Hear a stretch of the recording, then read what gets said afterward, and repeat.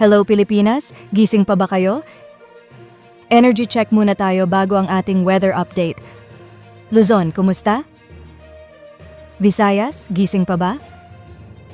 Mindanao, andito ba kayo? Tara na at sabay-sabay nating silipin ang latest sa panahon. Bago natin talakayin ang mga detalye, silipin muna natin ang mga pangunahing headline ngayong gabi. Matapos ang pagkalusaw ng LPA sa silangan ng Quezon kaninang umaga, may bago na namang sama ng panahon na binabantayan.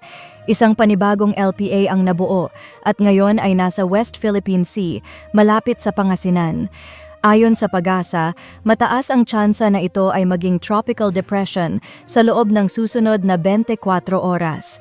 At kapag ito ay naging ganap na bagyo habang nasa loob ng Philippine Area of Responsibility, tatawagin na itong Bagyong Jacinto, ang ikalimang bagyo ngayong buwan ng Agosto. Ngunit hindi lang yan ang kailangan nating bantayan.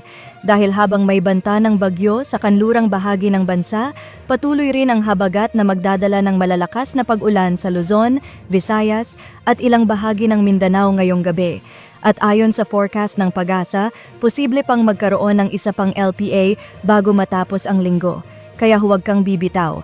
Alamin kung apektado ang inyong lugar at kailan inaasahang lalabas ng PAR ang naturang sama ng panahon. Ito na ang full weather update ngayong gabi. Again, good evening mga kababayan. Narito na ang ating weather update ngayong Wednesday night, August 27, 2025. Maraming salamat sa ating mga taga-suporta. Shoutout sa inyong lahat. At sa mga hindi pa naka-follow or naka-subscribe, ano pang hinihintay nyo? Pindutin na ang follow or subscribe button para lagi kayong updated sa lagay ng panahon. Ayon sa latest update ng PAGASA, nalusaw na ang mino-monitor nating low pressure area, LPA, sa silangan ng Quezon kaninang umaga. Subalit may panibagong LPA na nabuo sa West Philippine Sea. As of 3 in the afternoon, ang naturang LPA ay nasa humigit kumulang 300 kilometers sa kanluran ng Dagupan, Pangasinan. Ayon sa PAGASA, ang sirkulasyon at kapal ng ulap sa paligid nito, mataas ang tsansa na ito ay maging isang tropical depression sa loob ng susunod na 24 hours. Ang outer rain bands ng LPA ang siyang nagdudulot ng mga pag-ulan sa ilang bahagi ng Northern at Central Luzon, Metro Manila at Calabar Zone.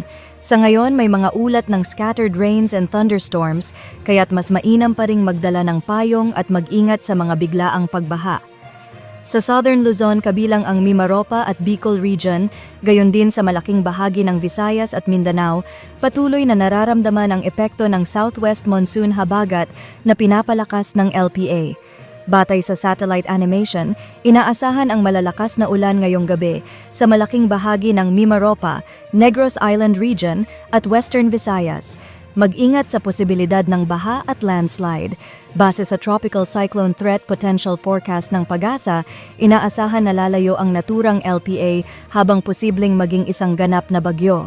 Kapag ito ay nanatili pa sa loob ng Philippine Area of Responsibility bukas ng umaga at naging tropical depression, papangalanan itong Bagyong Jacinto na magiging ikalimang bagyo ngayong buwan ng August. Inaasahan namang lalabas ito ng PAR pagsapit ng hapon o gabi, patungong Hainan Island, China at Northern Vietnam. Hindi rin inaalis ang posibilidad ng panibagong LPA na mabubuo sa silangan ng Northern Luzon sa labas ng PAR bago matapos ang linggo.